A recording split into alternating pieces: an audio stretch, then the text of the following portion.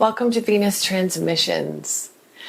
We're going to talk today about gaslighting. And as an empath, what are the 3 signs that you're experiencing gaslighting? I mean, this can really go for anybody. But also, why do empaths seem to be more susceptible to this phenomena?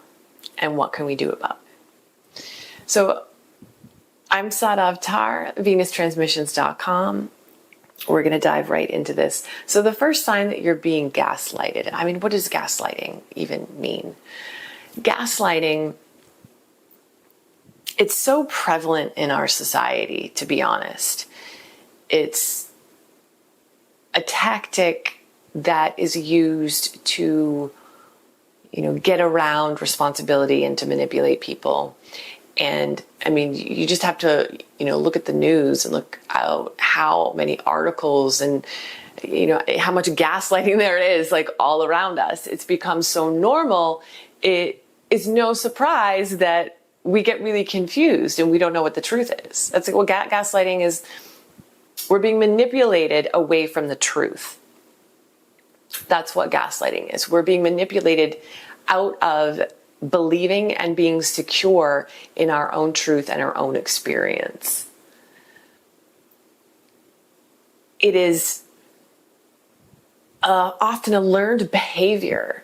And when we grow up in environments where, if you're looking at that dynamic between child and adult, the adult doesn't take responsibility for their actions, which is very common. Not a lot of parents, when they mess up, they actually say, "I'm sorry, I messed up." They're always looking at the child, trying to regulate the child, but they never say, "I messed up." That's gaslighting. And it becomes very common.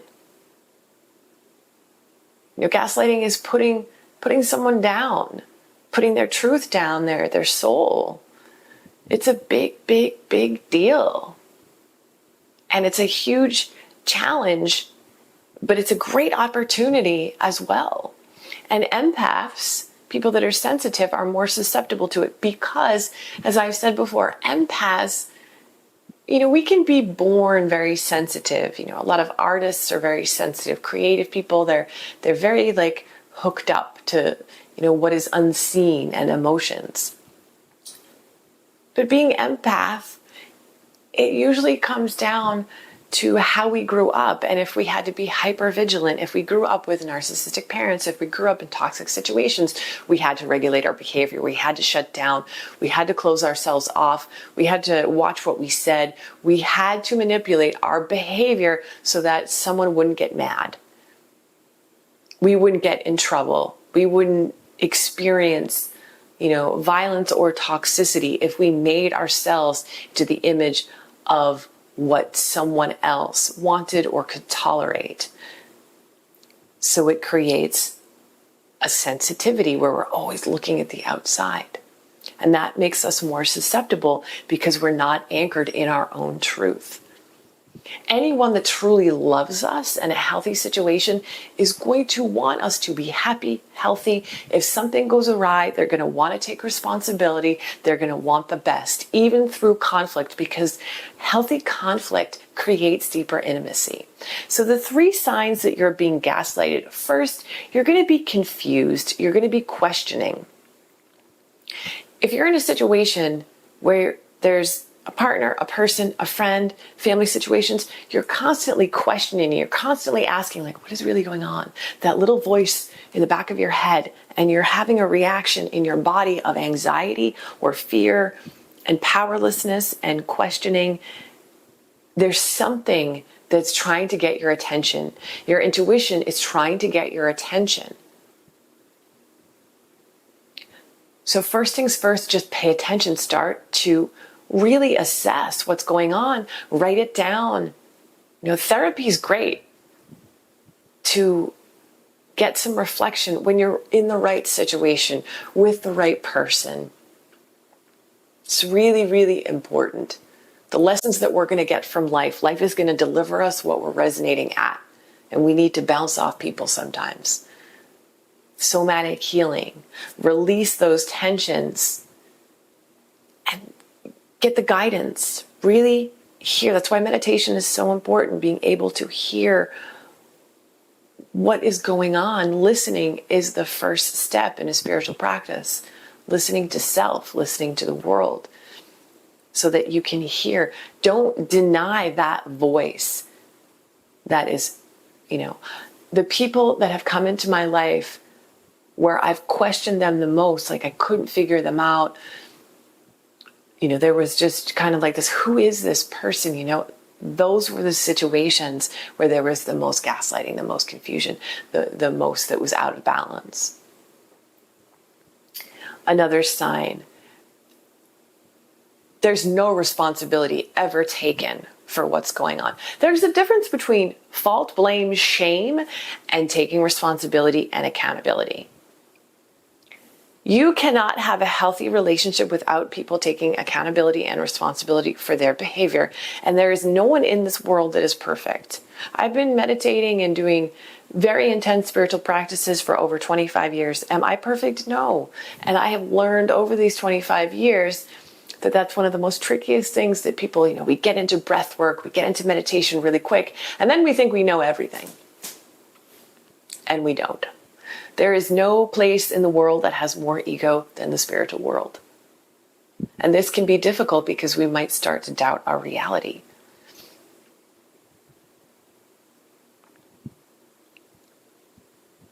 Even if you're not sure, even if somebody's, not kind of sure, they want to find a resolution, they'll come with softness. They'll come with wanting, if you're hurt, to say, well, how can I help you? How can I fix this? And it's not about blaming or shaming.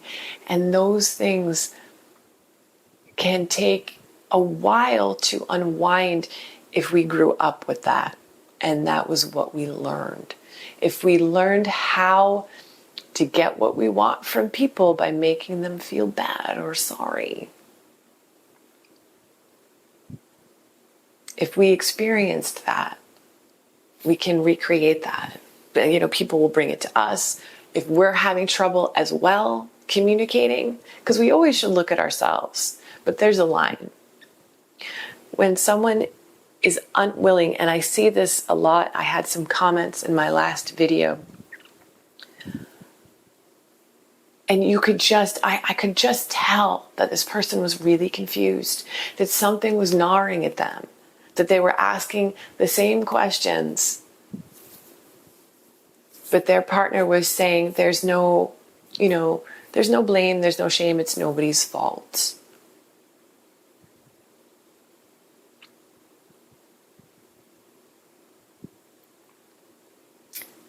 The third sign is your relationship never gets better. The situation never changes, never gets better. That's how you know you're being gaslighted as well. Nothing changes, nothing gets better. The patterns just keep repeating and keep repeating and keep repeating. There's no real resolution, there's no real growth through the conflict. That is another sure sign that there's a lot of gaslighting. And again, it's not about blame or shame, but nothing changes without accountability and responsibility. You need that. So those are just 3 signs that when put all together, definitely, it just, instead of trying to figure it out so hard, just step into the place where you can recognize that something's off and you don't feel good and you need love and attention, and give that to yourself. Because that is the solution. Taking care of yourself, setting your boundaries.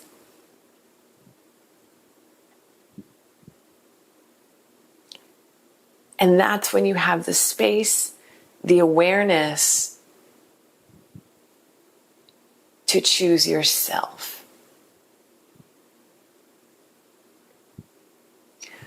We're so used to communicating in this way.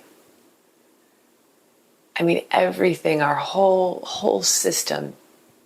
When we learn to manipulate to get what we need and what we want, we build a false reality. We build this false identity, and it builds and builds and builds and builds and builds.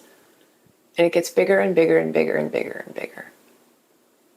So one, little twist of truth. And this goes for the person who's doing the manipulation as well as the person on the other end, because you're technically manipulating yourself. You're manipulating yourself to be okay with things that are happening. And the more you do it, it gets bigger and bigger and bigger and bigger and bigger. The more it's harder to see what reality is. The more we accept the falseness, the more we deny our truth. So when people manipulate, they really often think that that's the truth. They think that it's the truth. So you might not ever get an answer because, you tell yourselves these false stories for so long. It creates an illusion, a mask, what is not aligned with love anymore. It's very karmic. Get out of the mind, get into the heart, get into your body. And if you feel heavy feelings of anxiety, of fear, and confusion, sit with those feelings. Do the healing, do the somatic processing. And work with your voice. Work with your solar plexus, your root chakra.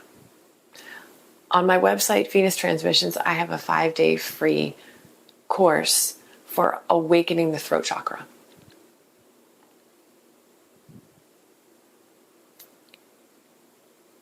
You have to learn how to speak your truth. Otherwise, the gaslighting will never stop. You have to choose yourself. Otherwise, it won't stop. Go inside. This time on the planet, there's a huge shift in consciousness. Huge. And all of these things are coming up.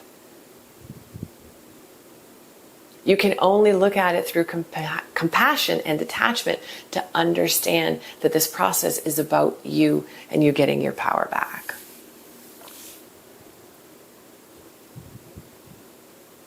It's an opportunity. And it's not about the other person. It's about you. That is the answer.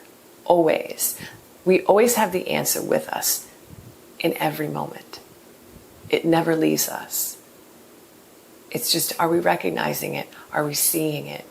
And really what it is it's just, are we seeing ourselves? Are we validating ourselves? Are we recognizing ourselves?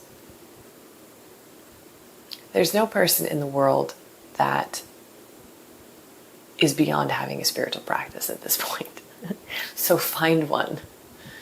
Find one and stop giving your power away.